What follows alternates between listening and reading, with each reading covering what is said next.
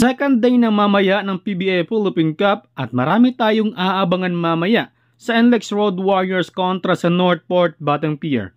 Una ay ang makaharap ni Robert Bolick ang kanyang dating team na Northport Batang Pier. Ayon kay Robert Bolick na laking pasasalamat niya sa Northport dahil sa naturang team ay mas umangat pa ng husto ang kanyang pangalan hanggang sa nakilala nga ito overseas. Bukod kay Bolick ay aabangan din natin ang debut game ni former Blackwater bossing na si Basir Amir.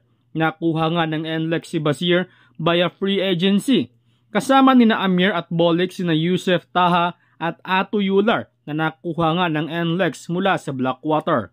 Bukod sa NLEX Road Warriors mga idol ay aabangan din natin ang debut game mamaya para sa Northport Batang Pier.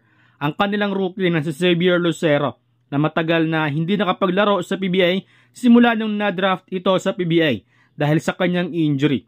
Of course, aabangan din natin ang pagbabalik ni Will Navarro sa Northport Batang Pier matapos itong magpahinga ng matagal-tagal dahil sa ACL injury. Samantala, nakatakda ng maglaro sa MPBL si Justin Milton sa koponan ng Mindoro Disciplinados. Tuluyan ng nilisan ni Milton ang PBA at nag-retired at kalaunay maglalaro na nga sa MPBL.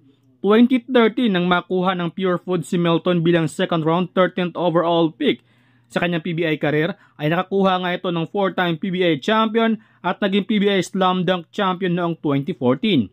Napunta sa Terra Firma at huling naglaro sa Blackwater bossing noong 2022. Sa edad ni Milton na 36 years old, may maibubuga kaya ito sa MPBL? Well, abangan natin yan. Samantala, inihayag nga mismo ni Coach Tim Ko na injury ang kanyang kinakatakutan para sa kanyang mga players sa Gilas, Pilipinas. Tulad na lamang noong first window ng FIBA ay out nga sina Fajardo at AG Edu dahil sa injury. Ayon kay Coach Tim Ko na inanunsyo na noon ni Aguilar na mag-retired na nga ito para sa Gilas, Pilipinas. Ngunit wala siyang magawa kundi gamitin ulit si Aguilar sa Gilas noong first window. Kaya dahil dito ay napagdesisyonan ni Coach Tim Ko na mag-expand ng mga players na idagdag sa Gilas, Pilipinas. Ito ang mga iilan sa mga candidate para sa national team: Justin Baltazar, Arvin Tolentino, Jordan Heading at Renz Abando. Mga bata pa ang mga players na ito.